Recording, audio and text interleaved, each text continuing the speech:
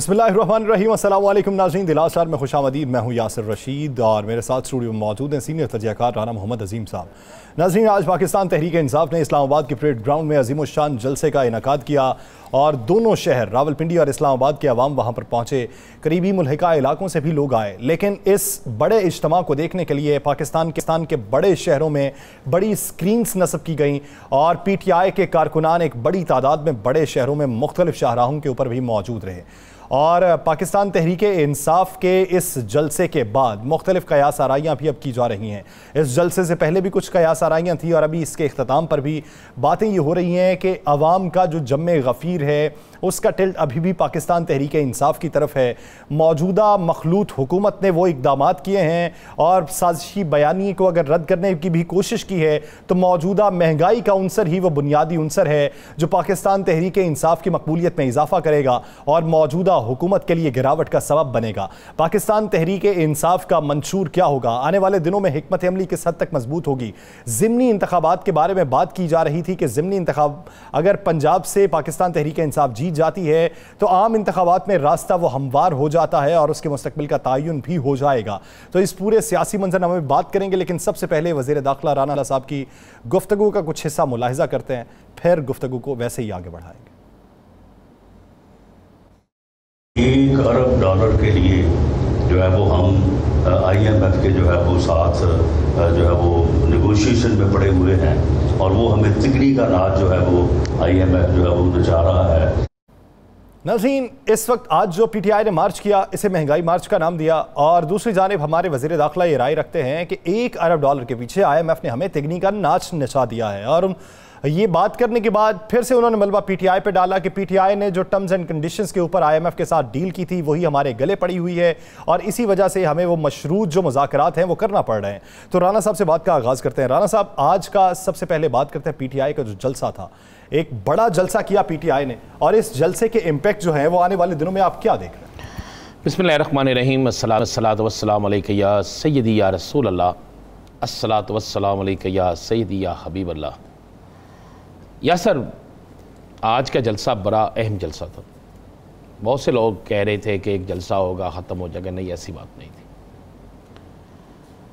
इमरान खान के मार्च के बाद उसके बाद कहा गया वो 6 दिन बाद आएंगे, 6 दिन बाद नहीं आए, चलता रहा। खान साहब ने उसके बाद जलसे किए, KPK के अंदर बड़े भरपूर जलसे किए। उसके बाद पंजाब में ज़िमनी इलेक्शन आ गए। खान साहब एक दिन लाहौर आए, लाहौर आके उन्होंने 4 मुख्तलिफ मकामात पर जलसे किए, मीटिंग्स की। मुकदमात बेइंतहा दर्ज हो गए खान साहब पर। शायद PTI की कोई ऐसा रहनुमा बचा हो जिस पर मुकदमात दर्ज ना हुए हों और मुकदमात भी ऐसे दर्ज हो गए कि जो अगर आम आदमी उन दफ़ात को देखे तो बड़ी खौफनाक थी। उसके बाद ये कहा जाने लगा कि जनाब फैसला हो गया है कि इमरान खान अब कभी सियासत में नहीं आएगा, इमरान खान की सियासत ख़त्म होगी। मुख्तलिफ जगहों पे ये तासरात आने शुरू हो गए। मतलब आज सुबह की बात है कि मरियम साहिबा के साथ होती हैं और इनकी MP हैं काफ लीग की, नून लीग की, हिना परवेज़, और उन्होंने कहा कि इमरान खान साहब आज परेड ग्राउंड में उनका ट्वीट है, आप बैट और बॉल लेके जाइएगा क्योंकि किसी ने वहाँ नहीं आना। और अगर खान साहब को जब इजाज़त भी दी गई थी, जैसा यही सोच के दी गई थी 2 से 3 हज़ार, 5 हज़ार, 10 हज़ार, इससे ज़्यादा लोग वहाँ पे नहीं होंगे। लेकिन आज जुड़वा शहरों और लगा लें 7-7 शहरों से कुछ लोग आए होंगे। आज वही परेड ग्राउंड जिसमें जलसा करना सियासी जमातों के लिए ख्वाब बन जाता है कि किस तरह इसे भरेंगे, वो परेड ग्राउंड भी भर गई। जितने लोग अंदर थे उससे कई गुना लोग बाहर थे। अब तक जलसा ख़त्म होने के बावजूद भी सड़कों पर इस कदर रश है। हाईवे, उसके बाद आप वहाँ पे हाईवे ले लें, हाईवे के साथ साथ मोटरवे भी ले लें, आप बाकी जगहों पे भी ले लें, आपको एक्सप्रेस वे ले लें, दुनिया ही दुनिया नज़र आ रही है। लोग जलसागाह तक पहुँच नहीं सके, बाहर रश है, आप फैसलाबाद तक रश है। कहाँ से लोग आए? ये कौन लोग हैं? ये वो लोग थे जो इमरान खान के साथ करे थे। आज के जलसे के बाद मैंने कल भी कहा था कि आज का जलसा बड़ा अहमियत रखता है। यहाँ खान साहब की सियासत इन होगी या आउट होगी। आज के जलसे में यह साबित हो गया कि अगर 2 जुड़वा शहर और अटक से जिस तरह मेजर ताहिर सादिक एक बार जुलूस लेके आए, अगर और जिस तरह मरी से सरदार सलीम लेके आए, बाकी लोग लेके, इनके अलावा अभी पंजाब से कहीं से कोई नहीं गया। अभी KPK से उस तरह जुलूस नहीं आया जिस तरह आना चाहिए, अभी बाकी शहरों से नहीं आए। तो इसके बाद तो ये चीज़ बिल्कुल क्लियर और वाज़ेह हो गई कि इमरान खान जो है अगले राउंड में बड़े भरपूर तरीके से खेलेंगे। इमरान खान इलेक्शन जीतेंगे या हारेंगे ये बात का मसला है, लेकिन इस वक्त ये साबित हो गया कि आज के जलसे के बाद कि इमरान खान के साथ एक बड़ी अवामी ताकत अवाम मौजूद है। और मैं आपको ये भी बता दूँ, जैसे इमरान खान के जलसा शुरू हुआ उसके रूट्स पे जो रूट थे वहाँ पे लोगों को देखा गया तो फौरी तौर पर अहम तरीन इजलास भी शुरू हो गया।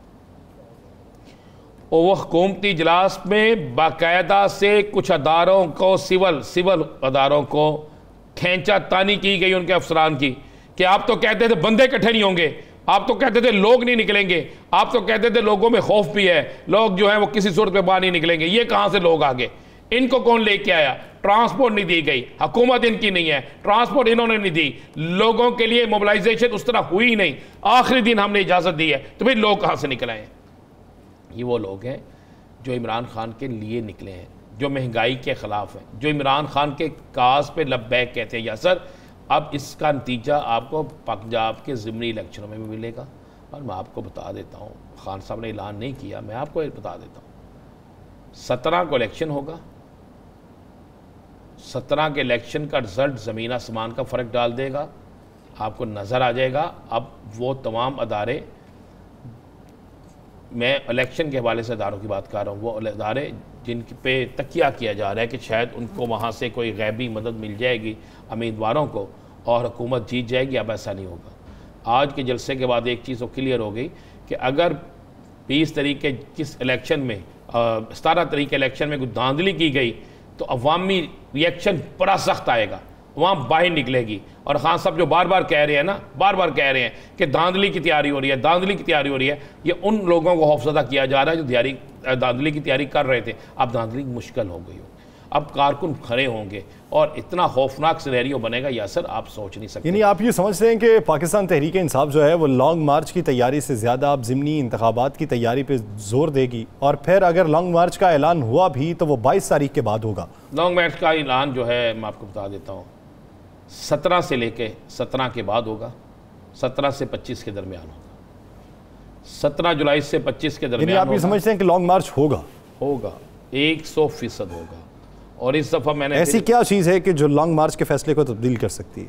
सारी चीज़ें देखो, लॉन्ग मार्च के फैसले को सब तब्दील अगर कर सकती है चीज़ तो वो यही है कि वक्त से पहले इलेक्शन का ऐलान कर दीजिए। आपने राना सनाउल्लाह साहब का एक शॉट तो सुनाया, दूसरा नहीं आपने सुनाया, ताज़ा और मौसर शेल वाला। हाँ, नहीं, जिसमें उन्होंने कहा जी हम तो इलेक्शन में जाना चाहते थे, हम तो इलेक्शन में जाने के लिए तैयार थे, मुल्क के माशी हालात ने हमें इलेक्शन में नहीं जाने दिया। मुल्क के माशी हालात नहीं, वो कुछ और हालात थे, वो आपको पता है, मुझे पता है। उसका इजहार बहुत से लोग बहुत सी जगह पर मुतअद्दिद बार कर चुके हैं। या सर मैं आपको एक ख़बर दे देता हूँ ना, जो लोग सुनना चाहते हैं। या सर आप कह रहे हैं कि इस जलसे क्या किस तरह सारी चीज़ें चेंज होंगी। आप मुझे एक बात बताएं, अगर पंजाब में नशिस्तें PTI जीत जाती है, अगर जीत जाती है PTI नशिस्तें, पंजाब की हुकूमत PTI के पास चले जाती है, तो फिर क्या वफाक रहेगा? तो फिर क्या पंजाब से निकलने वाले जुलूसों को रोक सकेगा? और अगर 17 तारीख को वहाँ पे धांधली की कोशिश होती है तो आप क्या समझते हैं अब वो इलेक्शन होगा? भाई सिर्फ 20 हल्कों पे इलेक्शन है और पूरी PTI वहाँ मौजूद होगी, तहरीक लब्बैक भी वहाँ पे मौजूद होगी।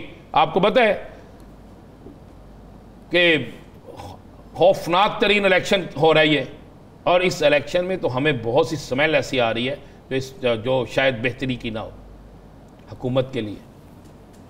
क्या सर हालात में कल आप क्या समझते हैं कि हालात को तब्दील करने या ख़राब करने के पीछे मुहर्रिकात क्या होंगे? देखें, अगर तो धांधली हुई तो हालात ख़राब होंगे, और ऐसे हालात ख़राब होंगे वो भी PTI की फेवर में जाएंगे। फिर गली गली मोहल्ले मोहल्ले इन 20 हल्कों से निकलने वाली अवाम, छोड़ दें पूरे पंजाब को, इन 20 हल्कों से निकलने वाली अवाम, इन 20 हल्कों के चार्ज जो होंगे वर्कर, वो किस तरफ जाएंगे? फिर वो क्या करेंगे? पता है ना आपको, हारा हुआ उम्मीदवार अगर आज जीता हुए उम्मीदवार को आप हरा दें तो उसका वर्कर इतना चार्ज होता है कि आप उसको रोक ही नहीं सकते। फिर एक तहरीक बन जाएगी, फिर उस तहरीक को कोई नहीं रोक सकेगा। 22 तारीख के इलेक्शन के लिए कोई नहीं रोक सकेगा, ना पुलिस रोक सकेगी, नासू गैस के शायद रोक सकें। जुलाई का महीना कितना अहम लगता है? जुलाई का महीना है ही अहम। या अगर ये जुलाई का महीना अहम ना होता तो देखें जुलाई के महीने में बड़ी चीज़ें हैं। जुलाई के महीने में तो अभी ये भी शोर मचना है कि इसराइल को कौन कौन तस्लीम करने जा रहा है। अभी मैं कह रहा हूँ कुछ चीज़ें ऐसी हैं जो हम कौन कौन से ममालिक? हाँ जी, और किस पर, यानी आपको इंटरनेशनल जो पॉलिटिक्स है वो भी इसमें तेज होती दिखाई देती है? बेइंतहा मैं ये कह रहा हूँ, आप देखते तो जाएं ज़रा। यस सर, मैं जब कह रहा हूँ कि आपको ये चीज़ें नज़र आएंगी, और जब आपको ये चीज़ें नज़र आएंगी तो आप महसूस करेंगे कि पाकिस्तान की सियासत जो है वो किस तरफ जा रही है, इंटरनेशनल सिनेरियो क्या बन रहा है। आप क्या समझते हैं कि अगर पाकिस्तान की सियासत में इंटरनेशनल सिनेरियो जो है वो जाता है किसी और तरफ, और आप तो दो ताकते हैं ना, चाइना, रशिया, अमेरिका, इंडिया, इस तरह चल रहा है ना, इसराइल, दो ब्लॉक्स हैं तो ना? मुझे एक बताएं, आप अगर आप एक ब्लॉक की तरफ जाते हैं और दूसरा ब्लॉक आपके खिलाफ जाता है तो आपको सियासी तौर पर, इक़्तिसादी तौर पर कितना नुकसान होता है? नहीं, आप क्या समझते हैं कि पाकिस्तान के आने वाले दिनों में ब्लॉक भी चेंज होने के इम्कानात? मेरा नहीं ख्याल कि ये कोशिश कामयाब हो, मेरा नहीं ख्याल ये कोशिश कामयाब हो। लेकिन मैं आपको ये बता दूं कि 22 तारीख का इलेक्शन 17 तारीख के इलेक्शन पे डिपेंड करता है। हुकूमत के उम्मीदवार हारते हैं तो जुलूस नहीं निकलेगा, इसलिए कि हुकूमत कभी अपने खिलाफ जुलूस नहीं निकालती। और अगर पीटीआई के उम्मीदवारों को हराया जाता है, अगर हारते हैं और बात है, अगर हराया जाता है और जिस तरह के सबूत वो ले आते हैं तो फिर तहरीक 17 तारीख से शुरू हो जाएगी। खान साहब को कॉल देने की ज़रूरत ही पेश नहीं आएगी, ये सारी प्लानिंग हो चुकी है, ये सारी प्लानिंग हो चुकी है। मैं आपको ये बिल्कुल क्लियर कह रहा हूँ। तो फिर मुझे एक बात बताएं। अच्छा, आप पीटीआई का हुकूमत के खिलाफ फाइनल राउंड क्या देखते हैं? पीटीआई का हुकूमत के खिलाफ फाइनल राउंड जो है, मैं कह रहा हूँ कि ये इलेक्शन के 17 के बाद शुरू हो जाएगा। इस 17 का इंतजार किया जा रहा है, सिर्फ 17 को, जो कि मोबिलाइजेशन हो गई। आप हर हल्के में इमरान खान, 20 पंजाब के 20 हल्कों में इमरान खान की कैंपेन चल रही है। पीटीआई की हार और जीत दोनों के इस सूरत हाल में आप भाई पीटीआई जीत गई तो पंजाब में हुकूमत बदल गई। पंजाब के बाद क्या रह जाता है? केपीके, पंजाब, बलूचिस्तान आप देखें दरमियान में है, सिंध में वो जरदारी साहब मौजे कर रहे हैं, तो नून लीग के पास क्या रह जाता है? और उसके बाद साबित हो जाएगा पीटीआई की अक्सरियत है, पीटीआई जो है वो ताकत में है, पीटीआई जो है वो आवाम में मकबूल तरीन जमात है। अगर पीटीआई को हराया जाता है तो पीटीआई के लोग उन 20 हल्कों से बाहर निकलेंगे, उनको रोक सकेंगे आप? पीटीआई की तहरीक तो बन जाएगी। पीटीआई जो कहती है जनाब आप ये गलत कर रहे हैं, आप ये धांधली कर रहे हैं, उनका मौक़िफ़ दुरुस्त हो जाएगा। आप मुझे एक बात बताएं, मुझे एक बार मैं एक हल्का आपको डिस्कस कर देता हूँ, चले छोड़ दे सर। शेहूपुरा का एक हल्का है जिसमें इलेक्शन हो रहा है। मियाँ हालब महमूद जो है वो एक तरफ हैं, दूसरी तरफ खुर्रम शहजाद विरक हैं, एक तरफ तहरीक लब्बैक के जुनैद इकबाल है, 2 राई हैं, एक विरक है। मज़े वाली बात है ये तीनों राई हैं। वहाँ पे लड़ाई शुरू हो गई है। लड़ाई क्या शुरू हो गया कि मैं आपको उसको देता हूँ, मतलब जो खुर्रम शहजाद है उसकी शादी सांदा के अराइयों के घरों में हुई है, और अराइयों की एक बड़ी तादाद जो है खुर्रम शहजाद विरक की सपोर्ट कर रही है, यानी विरक की सपोर्ट अराई भी कर रहे हैं, सारी बरादरी उनके साथ लगी है। एक तरफ 2 राई अलहदा खड़े हैं, वो आपस में वोट तकसीम हो रहा है। अब वहाँ पे एक जलसे में तकरीर होती है, मैं नाम नहीं लूँगा किसके जलसे, वो कहते हैं जनाब कि फलाना सरकारी अफसर जो है वो 3 से 4 हज़ार वोट फला पोलिंग स्टेशन में हमें देगा। तो तहरीक साहब का उम्मीदवार उठता है, जब उस सरकारी अफसर के पास चला जाता है, वो कहता है जनाब ये सोच के धांधली कीजिएगा कि इलेक्शन के बाद भी कोई दिन आना है। अब वो बार का सदर भी है, मकबूल तरीन आदमी भी है, और हर पोलिंग स्टेशन पे वकला खड़े होंगे, पोलिंग एजेंट वकला होंगे, सारी बरादरें खड़ी होंगी, तो किस तरह आप मुझे बताएं? तो वहाँ पे धांधली होगी तो क्या होगा? तहरीक चलेगी। और तहरीक कहाँ से चलेगी? अगर शेहूपुरा से निकलती है, लाहौर के 4 हल्कों से निकलती है, आप लोधरा जाके देखें ना, लोधरा में क्या हो रहा है, कांजू अलहदा खड़े ना उम्मीदवार कांजू साहब के जी, तो वहाँ पर भी आप ज़मीनी हक़ाइक़ से हट के कोई फैसला करेंगे तो आप मर जाएंगे। आप क्या समझते हैं कि ये जो बेकाबू महंगाई है, ये बिजली के रेट्स जो बढ़ गए हैं, अशियाए ख़ुरनोश के रेट बढ़े हुए हैं, इस पे जो PMLN के रहनुमा है या मखलूत हुकूमत का कोई भी उम्मीदवार है वो परेशानी में मुब्तला है, तो उन्होंने इस परेशानी का तोड़ क्या निकाला है? मैकेनिज़्म क्या है कि जो उनके हक़ में आएगा? हाँ, ये बात है। आज वाज़े तौर पर, अच्छा आज से पहले मैं एक इजलास हुआ मुस्लिम लीग का, जहाँ पे एक MPA ने खड़ा होकर कहा, हमजा साहब हम जब गुना में वोट मांगने जाते हैं, लोग महंगा पेट्रोल, महंगी बिजली और महंगी चीज़ों का सवाल करते हैं, खुदारा इसको रोकें। तीसरे दिन फिर पेट्रोल बढ़ जाता है, तो वहाँ पर मुस्लिम लीग नून के MPA कहते हैं जनाब अब हम जिस घर का दरवाज़ा खटखटाते हैं आगे से सवाल होते हैं, अब हम किस तरीके से लोगों को जवाब दें। अब भाई अभी तो 15 को फिर बढ़ जाना है, 17 को इलेक्शन है, 15 को फिर बढ़ जाना है। तो उन्होंने वाज़े कहा है कि बिजली, पेट्रोल और रोज़मर्रा की अशिया जो है इनको सस्ता करेंगे तो हम इलेक्शन कैंपेन पे जा सकेंगे। अगर इन अशिया को सस्ता नहीं करेंगे तो हम इलेक्शन कैंपेन पे किसी सूरत नहीं जा सकेंगे, हम अपना इलेक्शन उस तरह नहीं कर नहीं। आपको क्या लगता है कि फिल वक्त ही वो अशिया की कीमतों को कम करेंगे? कर ही नहीं सकते, उनके हाथ में नहीं है, बस में नहीं है, या सर मुमकिन नहीं है। मुझे एक बात तो बताएं, आज लाहौर में मरियम साहिबा ने जलसा किया है। ये मरियम साहिबा का जलसा हो, 2 हलकों का जलसा हो, जलसा कहाँ होना चाहिए था? जलसा किसी बड़े पार्क में होना चाहिए था, बाज़ार के अंदर नहीं होना चाहिए था। अगर वो जलसा बाज़ार के अंदर है तो फिर आपको अपनी मकबूलियत का अंदाज़ा हो जाना चाहिए। पूरा लाहौर आप उस जलसे में बुला रहे हैं, और अगर वो जलसा किसी पार्क में या फिर पूरा लाहौर भी बुलाएं, फिर आप साबित करते कि जनाब हमने इमरान खान के मुकाबले में जलसा किया है, और इमरान खान डी ग्राउंड पे जलसा कर रहा था, और परेड ग्राउंड में जलसा कर रहा, तो हम लाहौर में हमारी लीडर जलसा कर रही थी, देखें बड़ा जलसा किसका है। दूध का दूध पानी का पानी हो जाता। नहीं ना, ऐसा हुआ। इसलिए नहीं हुआ कि आपको अवाम, आप पूरे शहर से लोगों को निकाल के ला सकते हैं, इक़्तिदार में है, सारा कुछ कर सकते हैं, लेकिन क्या ये देख लें, चले हमारी स्क्रीन पे ये जलसा नज़र आ रहा है, ये बाज़ार है, क्योंकि ग्राउंड तो नहीं है। और मरियम साहिबा ही इस वक्त इनकी सबसे बड़ी लीडर है ना।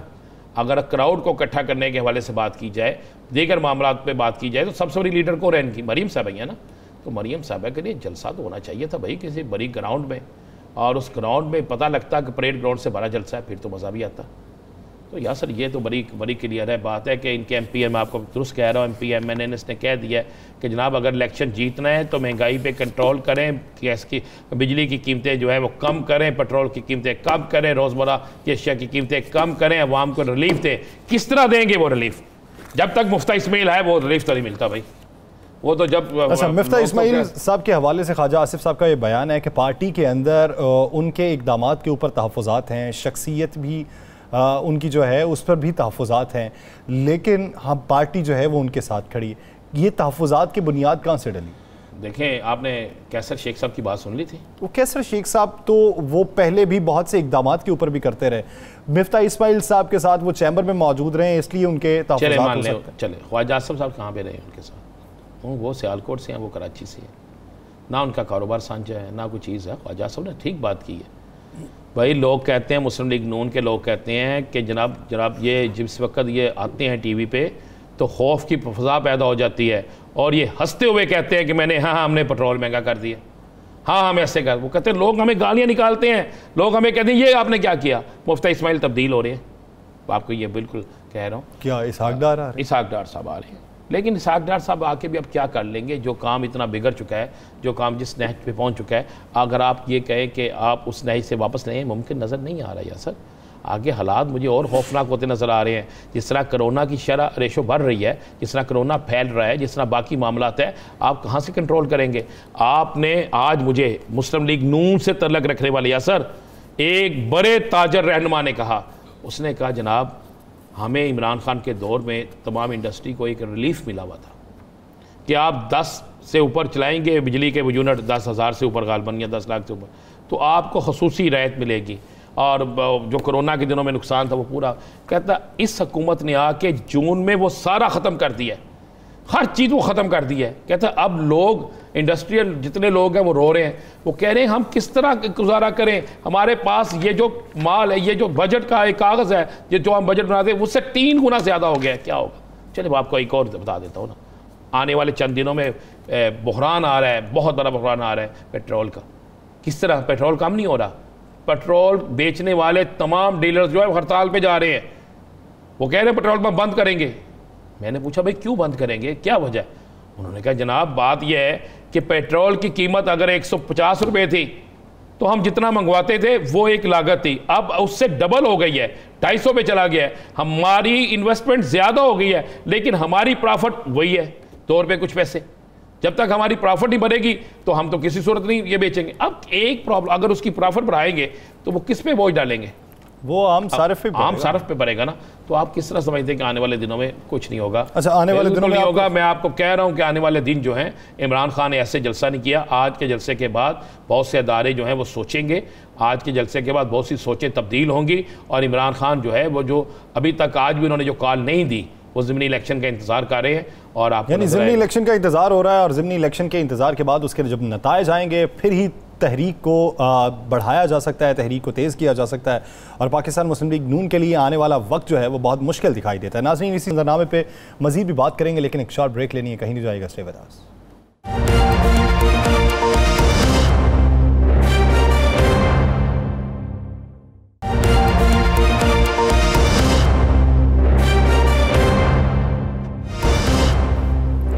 के बाद खुशामदीद नाज़रीन। इस वक्त जो मुआशी बहरान पैदा हुआ है, इस मुआशी बहरान में जो एदाद शुमार और इदारा शुमारियात के जो हकाइक हमारे सामने पहुँचते हैं, हफ्तावार जो महंगाई की शरह में इजाफा होता जा रहा है, महंगाई की शरह अगर माहाना देखी जाए तो गुज़श्ता माह की निस्बत वो ज़्यादा दिखाई देती है। इसके पीछे बुनियादी वजूहात क्या हैं? पाकिस्तान तहरीक इंसाफ की हुकूमत पे कब तक मलबा डाला जाता रहेगा? कब तक वो इकदामात हो जाएंगे जिससे मुल्क बेहतरी की जानिब गामजन हो सकेगा? कब तक वो उम्मीद का दिया रोशन रहेगा कि इस मुआशी बहरान से ये कश्ती निकल आएगी, गर्दाब में फंसी हुई इस कश्ती को साहिल का किनारा मिल सकेगा? इसी बारे में बात करने के लिए हमें ज्वाइन किया है जमीयत उलमा इस्लाम फे के रहनुमा सेनेटर कामरान मुर्तज़ा साहब ने। कामरान साहब, बहुत मशकूर हैं आपके वक्त के। कामरान मुर्तज़ा साहब, तजर्बाकार सियासत जो दहाइयों पर मुहित रही, हुक्मरानी के जो तरीक़ाकार उसूल व ज़वाबित पाकिस्तान मुस्लिम लीग नून भी जानती रही, पाकिस्तान पीपल्स पार्टी भी और जमीयत उलमा इस्लाम फे भी जानती रही, वो सारी तजर्बाकारी इस वक्त सूदमंद क्यों नहीं दिखाई देती, कारगर क्यों नहीं दिखाई दे रही? ये मौजूदा जो बहरान है जो मज़ीद तवालत इख्तियार करता जा रहा है, इस पे ओवरकम किस तरीके से किया जाएगा और कब तक हो जाएगा?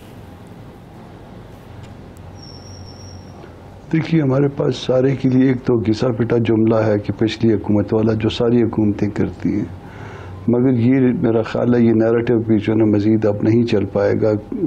जितना हमने लोगों को मुश्किल में कर दिया है, देखिए इस वक्त हम सामने हैं, और हमारे वक्त में जितने लोग मुश्किल में आ गए हैं उसमें यकीनन हमको इस मामले में जो है ना वो हमारे ख़ुद के लिए भी तकलीफ़ दे और आवाम के लिए बहुत ज़्यादा तकलीफ़ दे।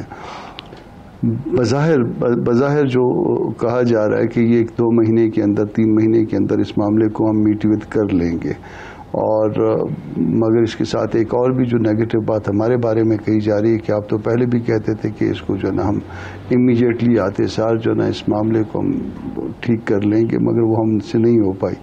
बहरहाल उसके लिए हमारा इतना एक्सक्यूज़ जो ना वो एक्सेप्ट कर ले कि वही पुरानी हुकूमत के ऊपर वो जो मलबा डालने वाला जो हमेशा जो सब लोग करते हैं, मगर ये एक हकीकत भी है कि इससे पहले IMF का जो एग्रीमेंट था, जो मुआहदा था, वो पुरानी हुकूमत के साथ था, और अगर कोई एग्रीमेंट आप वायलेट कर लेते हैं तो उसके कॉन्सिक्वेंसेस होते हैं, और वो कॉन्सिक्वेंसेस जो ना वो इस वक्त मुल्क भुगत रहा है, और आगे वो जो ना वो जब तक आपको पैकेज नहीं मिलेगा उस साहूकार की तरफ से जिसके आप आदी हो चुके हैं, तो आपके मामला चल नहीं पा रहे।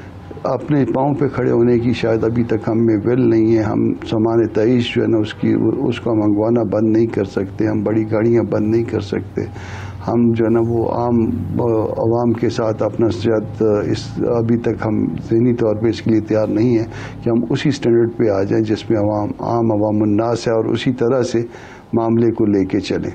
तो जब तक हम ये नहीं करेंगे, ये मामला सीधा नहीं होगा। साहूकार के पास आप जाएंगे, वो 4 पैसे दे देगा, और 4 पैसों के ऊपर फिर जो है ना वो 2 पैसे सूद लग जाएगा, और हमको वो पैसे जो है ना वो एक सर्टन पीरियड में 2 पैसे सूद के साथ जब अदा करने होंगे, तो इन हालात में तो हम उस अदायगी के लिए कर्ज ही ले सकते हैं, और लेते हैं, और फिर उसके बाद जो है ना वो कर्ज मज़ीद बढ़ जाता है। उसकी मिसाल ये है कि तकरीबन कामरान मुर्तज़ा साहब, एक तो आपको सलाम के आपने वाकई आपने हुकूमत में होते हुए भी तस्लीम किया, ये बहुत बड़ी मुश्किल बात है। बहुत से हमने देखे, हम प्रोग्राम में बुलाते हैं, वो तस्लीम नहीं करते। ये आपको मैं सलाम पेश करता हूँ कि आपने हकाइक पे बात की, और ये एक बड़ी अच्छी बात है। कामरान साहब, हुकूमत एक बहुत बड़े मामले पे एक पटिशन में गई, सूद वाले मामले पे।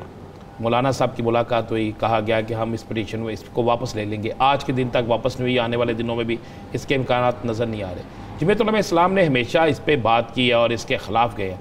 अगर हुकूमत इस पटिशन को वापस नहीं लेती तो क्या फिर भी आपकी जमात साथ खड़ी रहेगी? देखिए, हमारे लिए मुश्किल हो जाएगा। यही बात जो है ना वज़ीर आज़म साहब को बता दी गई है कि ये एक तो सबसे पहले जो है ना माने या ना माने, मतलब इवन मज़हब से भी पहले शायद माश आ जाता है। अगर लोगों की माशी हालत ठीक नहीं होगी तो वो शायद मज़हब के हवाले से भी जो है ना वो गुमराही में मुब्तला हो जाते हैं। तो उस मामले में तो लोग तकलीफ़ में हैं ही हैं। मगर ये जो जिस चीज़ों पे जो है ना हमको IMF से कर्ज नहीं लेना, जिस मामले में हम लोगों के आगे हाथ नहीं पिलाना, वो तो मजहबी मामलात हैं। तो मजहबी मामलात को तो कम से कम दुरुस्त कर लें। अगर दुनिया ठीक नहीं हो रही है तो अपनी आखिरत तो ठीक कर ली जाए। तो वो उस हवाले में जमीयत उलमा इस्लाम का सोचा समझा मौक़िफ़ है कि हम इसमें अपनी इस मामले में अगर हुकूमत जो है ना तैयार ना हुई और ये पिटिशनें वापस ना ली गई तो हम अपनी तारीख़ी और मुज़ाहमती जदोजहद करेंगे सूद के ख़िलाफ़। नहीं, वो मज़ाहमती जदोजहद कामरान मुर्तज़ा साहब क्या हुकूमत का साथ देते हुए ही होगी, सिर्फ अपना मौक़िफ़ रखने के लिए, या हुकूमत से अलहदगी इख्तियार करते हुए मज़ाहमती तहरीक चलाई जाएगी? देखिए, इस वक्त वज़ीर आज़म साहब को अपने तहफ़्फ़ुज़ात से आगाह कर दिया गया है, और अगर मैं कहूँ कि जी इस पे अलहदा हो जाएंगे तो मेरी ये हैसियत नहीं है कि मैं ये बात कर सकूँ। इवन मौलाना साहब भी जो है ना ये बात अकेले में नहीं कर सकते। इसके लिए हमारे अदारे जो है ना वो इस बात के मजाज हैं कि वो ये कहें कि हुकूमत के साथ रहें, हुकूमत से अलहदा हो जाए। ज़ाती राय भी तो है। तो अगर एक आपकी ज़ाती राय भी है, आपकी ज़ाती राय क्या है इसमें? मेरी ज़ाती राय जो है ना वो पार्टी की राय में मर्ज हो जाती है। मेरी ज़ाती राय जो है ना वो मैं ये समझता था कि हुकूमत में शामिल हुए बग़ैर हुकूमत का साथ दिया जाए, मगर वो पार्टी की राय जो है ना वो ये थी कि हुकूमत में शामिल हो के हुकूमत का साथ दिया जाए। तो मेरी ज़ाती राय जो है वो उस राय में मर्ज हो गई। अब अगर जो भी राय होगी, मेरी अपनी ज़ाती राय जो है ना वो ताबे हो जाती है पार्टी की राय के साथ। जैसा कि आपने तो कहा कि आपकी ज़ाती राय, ये आपको मतलब इसको और मजीद आपको क्लियर कर देता हूं कि इस सूद वाले मामले को मेरा ख्याल है कि बर्दाश्त नहीं किया जाएगा। सही कामरान साहब, जैसा कि आपने ये कहा कि आपकी ज़ाती राय ये थी कि हुकूमत में शामिल हुए बगैर हुकूमत का साथ दिया जाए, मौलाना गुल नसीब साहब कल हमारे साथ मौजूद थे।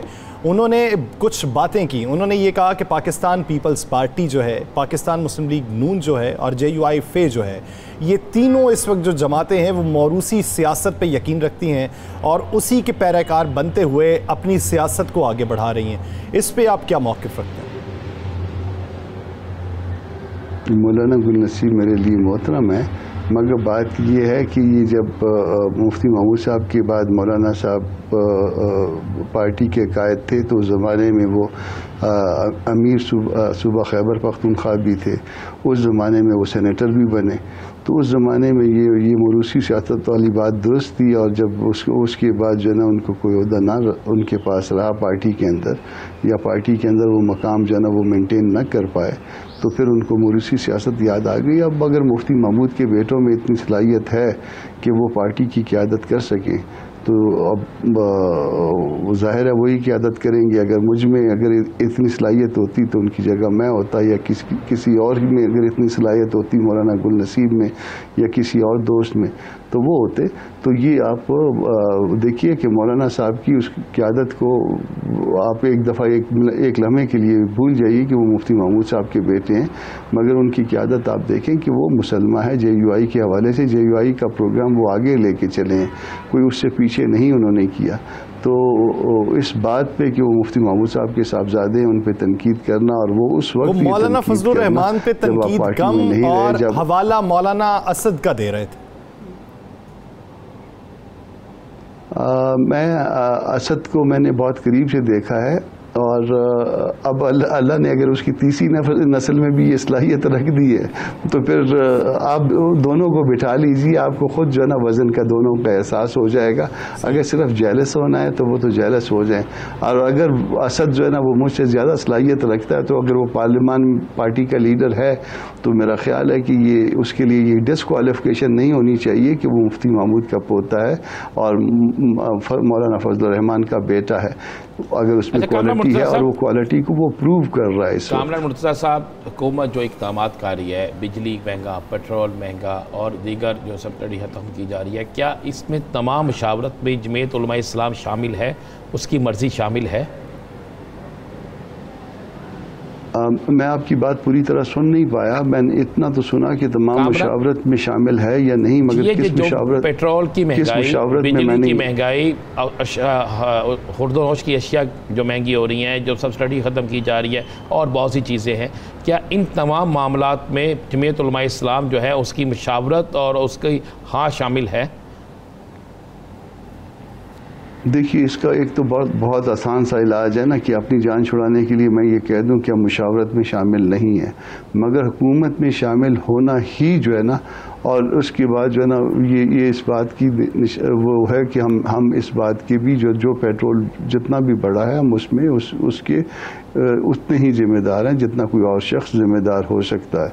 आप ये कह सकते हैं कि हम अपने कद के मुताबिक जो हिस्सा बकदर जुस्सा वाली बात कि जिसका जितना कद है वो उतना जिम्मेदार है, तो ये भी ठीक हो सकता है, मगर बहरहाल हम भी अपनी जिम्मेदारी कबूल करते हैं। मैं उसकी एक और मिसाल देता हूँ पेट्रोल के हवाले से। पेट्रोल, मैं इस वक्त कोयटा से आपसे मुखातिब हूँ और कोयटा में पेट्रोल जो है ईरानी पेट्रोल मिलता था, ये आप अपने स्टाफ से पूछ सकते हैं, ये 70 रुपये पर लीटर था। आजकल वो भी जो है ना 250 पर लीटर हुआ, यानी जो स्मगल होकर पेट्रोल आता है तो वो भी 225 रुपये हो गया। तो फ़र्क जो है ना वो आप देख लीजिए कि कितना रह गया। तो वो यकीनन जो है ना ये मजबूरी थी, मगर स्टिल जो है ना मैं ये चाहता हूँ और हमारी पार्टी ये चाहती है कि माजी करीब में पेट्रोल की कीमतें गिरी हैं, $20-22 जो है ना वो नीचे गई हैं, मगर उसका जो वो फ़ायदा है वो पब्लिक तक मुंतकिल नहीं हुआ। गवर्नमेंट ठीक है अपने जो है ना वो शिकने जो है ना उसकी जो सलवटें हैं वो दूर कर रही है, जो उसकी माशी मसले हैं वो दूर उसके हो रहे होंगे, मगर इमीडिएट फ़ायदा पब्लिक तक पहुँचना चाहिए। बयान दे दिया जाता है। आज मरीम नवाज साहिबा ने ये बात की कि मैंने शहबाज शरीफ साहब से बात की तो वो कहते हैं कि आलमी मंडी में अगर $1 भी कीमत कम होगी तो उसका असर जो है, उसका रिलीफ जो है वो आवाम तक पहुंचाया जाएगा। 130 से 108 पे आ गया, अभी तक आवाम को नहीं रिलीफ मिला। 108 से 7 पे आएगा तो पता नहीं क्या मिलेगा। लेकिन आप सब जमातों को सियासी तौर पे जो नुकसान हो रहा है, आप लोगों के हामी कुछ लोग कारकुनान, आपके करीबी रफ़का जो माजी में आपके साथ रहे, जो PTI पे तनकीद करते रहे, अब रफ्ता रफ्ता वो PTI की तरफ माइल होना शुरू हो गए हैं। तो ये जो टिल्ट है आपके पुराने रफ़का का, ये नुकसान जो आप तक पहुंच रहा है, अगर ये ज़िमनी इंतखाब, आम इंतखाब में भी देखने को मिला तो फिर हुकूमत में आने का फ़ायदा क्या होगा? देखिए, ये एक संजीदा बहस इस बात पे शुरू हो चुकी है और बाज़ लोग ये भी कहते हैं कि शायद हम ट्रैप हुए हैं। वो एक और बहुत लंबी बहस निकल जाएगी कि हम ट्रैप हुए हैं, किसके हाथों ट्रैप हुए हैं, क्यों कर ट्रैप हुए हैं। और मगर बहरहाल यहाँ मुल्क का सवाल जो है ना वो पैदा हो गया है, और जब मुल्क का सवाल पैदा हो गया है तो वो द कंट्री फर्स्ट या पाकिस्तान फर्स्ट, हम अपनी पार्टियों के ऊपर जो है ना वो पाकिस्तान को यकीनन प्रेफरेंस देंगे, मगर ये प्रेफरेंस जो है ना वो भी कब तक जो है ना वो लोग बर्दाश्त करेंगे और कब तक लोग जो है ना ये बोझ उठा पाएंगे। मेरे दोस्त हैं, एक अपना साबिक चीफ जस्टिस भी हैं, गवर्नर भी रहे, तो वो मुझे बता रहे थे कि वो इंग्लैंड से अभी आए हैं, जो डबल रोटी वहाँ पे 1 पाउंड की मिलती थी अब 2.5 पाउंड की हो गई। ये इंटरनेशनल फिनोमेना है, मगर ये मेरे लिए या मेरी पार्टी के लिए या बाकी पार्टियों के लिए कोई एक्सक्यूज़ नहीं है। हम अपने आप को इसके लिए ज़िम्मेदार समझते हैं कि ये जो महंगाई हुई है, ये जो आवाम को हम रिलीफ नहीं दे पाए, ये हमारा जो ना इसमें हमारी कोताही भी शामिल हो सकती है, मगर इसमें बड़ी कोताही शायद किसी और की है। चलें, किसी और की होगी। कामरान साहब, कितना अरसा हो, 2 माह, 3 माह, 4 माह, 5 माह, 6 माह, कि जमीयत उलमा इस्लाम कितना अरसा और देखेगी कि अगर आवाम को इस महंगाई के जंगल से निजात ना मिली, आवाम को इस अजाब से निजात ना मिली, तो जमीयत उलमा इस्लाम अपना लाया अमल इख्तियार करेगी? देखिए, मैंने फिर जो पहले भी आपको अर्ज़ किया है कि इसमें जो है ना वो ये कामरान मुर्तज़ा के कहने की बात नहीं है। कामरान मुर्तज़ा टीवी पे आके ये नहीं कह सकता कि हम 2 महीने देखेंगे, हम 3 महीने देखेंगे। मैं तो बल्कि इस हद तक जाऊंगा कि ये मौलाना फजलुर रहमान साहब भी अकेले जो है ना, जब तक उनको पार्टी के अदारे जो है ना उसके लिए जो है ना बाइख्तियार नहीं बना देते इस बात के लिए, तो वो भी ये नहीं कह सकते हम कितना अरसा देखेंगे। और उसके बाद पार्टी के अंदर इस पे एक तशवीश है, मगर लोग पार्टी के अंदर इस बात पे सख्त तशवीश पाई जाती है, ये मैं एडमिट करता हूँ। हम बहुत परेशान हैं, हम शायद उतने ही परेशान हैं जितना एक आम आदमी हो सकता है, क्योंकि हमारा वर्कर जो है वो दूसरों से ज़्यादा गरीब है और दूसरों से ज़्यादा कमज़ोर है। आम आदमी को अगर वो तनख्वाह के लिए जाता है तो उसको जो है ना फिर भी 20-25 हज़ार रुपये मिनिमम मिल जाता है। हमारा आलिम अगर मस्जिद में जो है ना वो इमामत कर रहा होता है उसको तो 8,000 रुपये भी नहीं मिलता बेचारे को।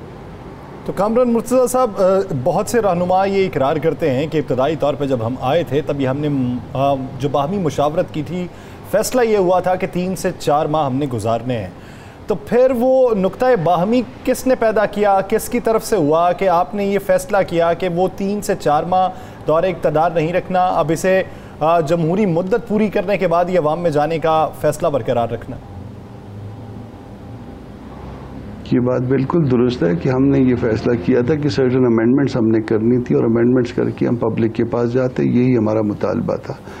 मगर उसके बाद जब मुल्क के हालात देखे गए और उसके साथ साथ जो है ना वो इमरान खान ने जो है ना वो इस हद तक अफेंड किया और इस हद तक सूरत हाल को जो है ना वो ख़राब किया कि उसके बाद जो है ना वो अल्टीमेटली इसमें जब चीज़ों को महंगाई की तरफ हमको ले जाना पड़ा तो फिर जो ना फैसला ये हुआ कि अब इस महंगाई, एक तरफ तो हम महंगाई करें, एक तरफ तो हम रेट बढ़ाएं और उसके बाद जो ना वो इमीडिएटली इलेक्शन में जाएं, तो ये मुमकिन नहीं होगा। फिर हम जब तक अवाम को रिलीफ ना दे पाएं उस वक्त तक जो है ना फिर यानी आप ये समझते हैं कि अवाम को रिलीफ देते देते अभी 7-8 माह लग जाएंगे? मेरा ख्याल है कि 2-3 महीने में, अगले 2-3 महीने जो है ना इसमें काफ़ी होंगे। तो अगले 2 महीने में कुछ ना कुछ जो है ना वो बेहतरी की तरफ सफ़र शुरू हो जाएगा।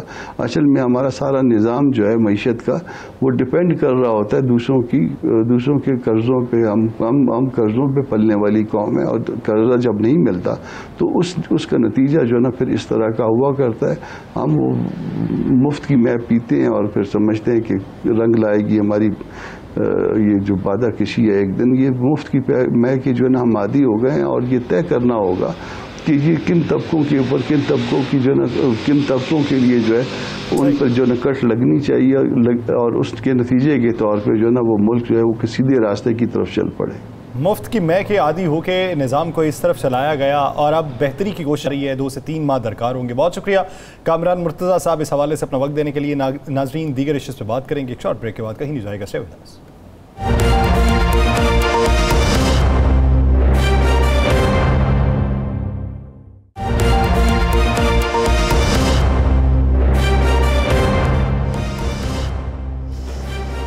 ब्रेक के बाद खुशामदीद। नाज़रीन, पंजाब का जो सियासी मंजरनामा है, पंजाब का जो मार्का है, पंजाब की जो पग है, ये किसके सर पे सजेगी? पंजाब का ये जो दंगल है ये किसके नाम रहेगा? ज़िमनी इंतखाबात 17 जुलाई को होंगे। 17 जुलाई को ज़िमनी इंतखाबात में अगर पाकिस्तान तहरीक इंसाफ के उम्मीदवार जो हैं वो ज़्यादा तादाद में कामयाब हो जाते हैं और मैजिक फिगर जो है वो पंजाब हुकूमत नहीं ले पाती तो पंजाब हुकूमत का तख्ता उल्टा जा सकता है और पाकिस्तान तहरीक इंसाफ फिर से बरसर इक़्तिदार आ सकती है, जिनके मुतफ़िक़ा तौर पर उम्मीदवार स्पीकर पंजाब असम्बली चौधरी परवेज़ इलाही हैं। तो आइंदा का सियासी मंजरनामा जो है पंजाब का, इसी बारे में बात करने के लिए हमें ज्वाइन किया है तर्जुमान चौधरी परवेज़ इलाही डॉक्टर ज़ैन अली भट्टी साहब ने। डॉक्टर साहब बहुत मशकूर हैं आपके वक्त के। भट्टी साहब, अगर देखा जाए मौजूदा सूरत हाल में चौधरी परवेज़ इलाही साहब के ऊपर ही तकिया फिर से किया जा रहा है PTI की तरफ से, और चौधरी साहब ने PTI का साथ भी बबांगे दौल दिया और जिस हद तक उन्होंने साथ दिया है PTI का उन्हीं पर तकिया करना बनता है। आने वाले दिनों में क्या कोई ऐसी नौबत भी आ सकती है, क्या कोई ऐसा मंजरनामा भी बन सकता है कि चौधरी परवेज़ इलाही बैकफुट पे चले जाएं और उम्मीदवार कोई और सामने आ जाए? नहीं, देखें जिस तरह पंजाब के अंदर चौधरी परवेज़ इलाही साहब ने जो है वो आईनी और कानूनी प्लेटफॉर्म के साथ पार्लिमानी जो है वो प्लेटफॉर्म के ऊपर with in the assembly, with in the house, उसके अलावा जो है वो अदलिया का दरवाजा खटखटाया और जिस तरह मजबूती से जो है वो एक मंजू और मुदब्बिर सियासतदान के तौर के ऊपर जो है वो अपनी काबिलियत का लोहा मनवाया है और पाकिस्तान तहरीक इंसाफ की हमायत उन्हें हासिल है। और जो चौधरी परवेज़ इलाही साहब हैं वो साबका वज़ीर आला पंजाब रह चुके हैं और he is the ever best CM in the history of Punjab. तो चौधरी परवेज इलाही साहब को अगर आज से तकरीबन 3.5 साल पहले भी कैंडिडेट सीएम का नामजद कर दिया जाता तो आज पंजाब की सियासी सूरत-ए-हाल और होती। बिलाखिर जो है अब भी जो है वो पाकिस्तान तहरीक-ए-इंसाफ के चेयरमैन इमरान खान साहब ने जो चौधरी परवेज इलाही साहब को नामजद किया और उसके बाद चौधरी परवेज इलाही साहब ने जिस तरह इस सारे प्रोसेस को कंडक्ट किया है वो जो है वो लायके तहसीन है। और परवेज इलाही साहब जो है वो पाकिस्तान तहरीक-ए-इंसाफ ज़ैन अली भट्टी साहब ये बता दें, चौधरी परवेज इलाही साहब जोड़ तोड़ के मास्टर हैं, अभी तक तो हमें वो जोड़ तोड़ नज़र नहीं आया। क्या अब 22 तक कोई जोड़ तोड़ किया जा चुका है? कोई आपने कोई आज़ाद उम्मीदवार या आज़ाद MPA या मुस्लिम लीग नून के अंदर कोई दरार डाली है, कोई राब्ते हुए हैं? देखें जी, पाकिस्तान मुस्लिम लीग ने जो है वो तमाम 20 के 20 हलकों में पाकिस्तान तहरीक इंसाफ के उम्मीदवारान की सपोर्ट का ऐलान किया और चौधरी परवेज इलाही साहब ने हर जिले की जो है वो ऑर्गेनाइजिंग कमेटी और ऑर्गेनाइजिंग बॉडी को ये वाज़ेह तौर पे हिदायत जारी की है कि PTI के उम्मीदवार और जो PTI के कैंडिडेट्स हैं उनका इलेक्शन इस तरह लड़ें कि जैसे आप खुद इलेक्शन लड़ रहे हैं। इसके अलावा जो है उन्होंने कहा कि वाज़ेह नजर आएगा, आपको वाज़ेह फर्क नजर आएगा PTI के उम्मीदवार को कि जब पाकिस्तान मुस्लिम लीग जो है वो उनको अपनी हमायत करेगी और हमायत का यकीन भी दिलाया। और उनकी जो कैंपेन है PTI के कैंडिडेट्स की जो है वो पाकिस्तान मुस्लिम लीग के जो है वो ओहदेदारान जो है वो हर जिले में कर रहे हैं। और इंशाल्लाह ताला जब रिजल्ट आएगा 17 जुलाई को उसमें जो है वो पाकिस्तान मुस्लिम लीग के वोटर भी जो है इलाही साहब जरा अवामी आदमी है, अवाम में घुल मिल जाते हैं, उनके दर्द को भी सुनते हैं, उनके दर्द का मदावा भी करते हैं। इक़्तिदार से अगर बाहर हों तो राबिते कुछ कम हो सकते हैं, लेकिन इक़्तिदार में आएँ तो वो और राबिते ज़्यादा बढ़ा देते हैं। जिस तरह इक़्तिदार में आने के बाद हमारे यहाँ ये रिवाज पाया जाता है कि जो हुक्मरान है वो ज़रा दूर हो जाता है, लेकिन चौधरी साहब उन्हीं में जाते हैं। अब मौजूदा सूरत हाल में जहाँ पे महंगाई उरूज पे है, आपको ये भी पता है कि वफाक में हुकूमत किसी और की है, तो अगर बरसरे इक़्तिदार आते हैं तो बेनिफिट सियासी तौर पे क्या होगा? सिर्फ वज़ीर आला का पोर्टफोलियो, महंगाई कम नहीं की जा सकती, दीगर इक़दाम नहीं किए जा सकते, सहूलियात नहीं दी जा सकती, उस पर फिर ओवरकम किस तरीके से किया जाएगा?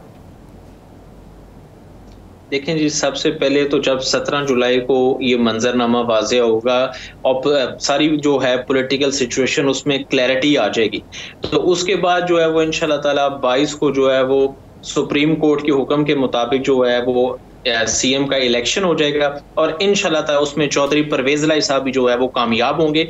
उसके बाद जो चौधरी परवेज इलाही साहब इमरान खान साहब की मुशावरत से मिलके जो है, चूंकि हम इत्तेहादी पार्टी हैं, हम आपस में एलाइज हैं, तो हमने वो फैसला करना है पार्लियामान के अंदर भी और बाहर भी। और हमारी एक जॉइंट स्ट्रैटेजी है कि हमने जो है वो मुश्तरका हिकमत अमली अपनानी है। उसके बाद जो है हम इंशाल्लाह ताला चीज़ों को, हमारा फोकस सिर्फ और सिर्फ जो है वो आम आदमी को रिलीफ देना है और आम आदमी के फलाह बहबूद के लिए है। चूंकि यहाँ तो रोज जो है वो ज़ैन अली साहब, आपने ये तो हो गया 22 के बाद की बात।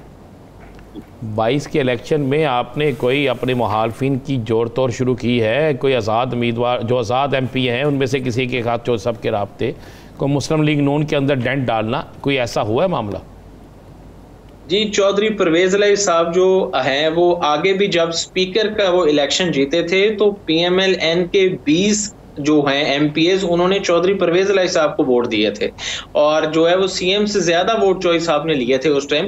तो इंशाल्लाह वक्त आने दें, स्ट्रेटजी इंशाल्लाह ताला हम आपको बताएंगे। कुछ लोगों को फिर से मना के अपनी तरफ वापस कर लिया है, तो अब के बाद आप कह रहे हैं कि स्ट्रेटजी बनाने दें। वक्त कितना है? वक्त तो बहुत कम है, तो क्या आखिरी रात को वो ओवर खेला जाएगा या उसकी तैयारी की जाएगी? उसके लिए जो है वो हमारा जो राब्ता है वो तो आम रूटीन में भी जो है वो चौधरी परवेज इलाही साहब का जो है वो रहता है। और क्योंकि as the custodian of the house जिस तरह उन्होंने जो है वो इवन के जब हमजा साहब जेल काट रहे थे तब भी उनके प्रोटेक्शन ऑर्डर जारी किए और हमेशा जो है वो कानून की बात की है।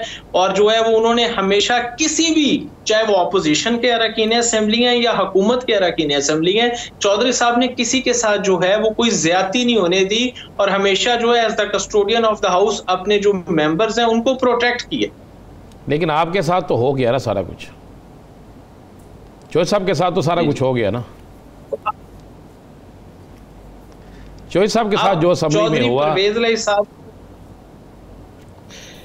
जो असेंबली में हुआ जी, वो उसमें डिप्टी स्पीकर जो है वो उनको सारा का सारा कसूरवार जिम्मेदारान हम ठहराते हैं, इस वजह से क्योंकि आज तक कभी पार्लियामान की तारीख में ये ऐसा नहीं हुआ कि जो है वो पुलिस को जो है वो इन हाउस कॉल किया गया है और इस तरह सारी डिस्टर्बेंस क्रिएट की गई है और पुलिस गर्दी की गई। और ये डिप्टी स्पीकर ने जो बायस्ड एटीट्यूड अपनाया था और उसके बाद जो है वो जिस तरह उन्होंने वो पुलिस को बुला के सारी हंगामा आराई करवाई और जो सारा प्रोसेस था इलेक्टोरल प्रोसेस उसको भी जिस तरीके से मिस हैंडल किया। क्या गैलरियों में इलेक्शन होते हैं? वो तो विजिटर्स के लिए होती हैं और हाउस में तो इलेक्शन कंडक्ट ही नहीं हुआ। 22 को इलेक्शन जीत रहे हैं, 22 का इलेक्शन डिपेंड करता है 17 के इलेक्शन पे। 17 को जीतेंगे तो 22 पे जाएंगे ना जी। जिस तरह अवाम में जो है वो गम और गुस्सा पाया जा रहा है हुकूमत की जो है वो नाकस कारकर्दगी के बायस, और जो पेट्रोल और जो दीगर जो है अशियाए खुर्दोनोश रोजमर्रा की जरूरियात जिंदगी की वो जिस तरह जो है उनमें इजाफा हो रहा है, इंशाल्लाह ताला अवाम जो है वोट के जरिए जो है इस इम्पोर्टेड हुकूमत को जो है वो उसको मुस्तरद कर देंगे और इंशाल्लाह ताला उम्मीदवार जो पाकिस्तान तहरीक इंसाफ के इंशाल्लाह ताला वो कामयाब हो। अच्छा जैन भट्टी साहब, जिस तरह मोनिस इलाही साहब के ज़्यादातर राब्ते हैं चेयरमैन PTI के साथ, क्या आप ये समझते हैं कि 17 तारीख से पहले या 22 तारीख से पहले चौधरी परवेज़ इलाही और इमरान खान साहब की कोई 1-to-1 मुलाकात भी हो सकती है टेलीफोनिक राब्ते के बगैर? लेकिन जी चौधरी मोनिस इलाही साहब का राब्ता रहता है इमरान खान साहब के साथ और परसों वीडियो लिंक के ऊपर जो है वो चौधरी परवेज़ इलाही साहब, मोनिस इलाही साहब और मियां महमूद रशीद साहब, राजा बुशारत साहब सब ने जो है वो बैठ के जो है वो खान साहब को ब्रीफ किया। तो जो है वो आपस में अब कोऑर्डिनेशन तो बहुत अच्छे लेवल के ऊपर है चौधरी परवेज़ इलाही साहब की, चौधरी मोनिस इलाही साहब की इमरान खान साहब से।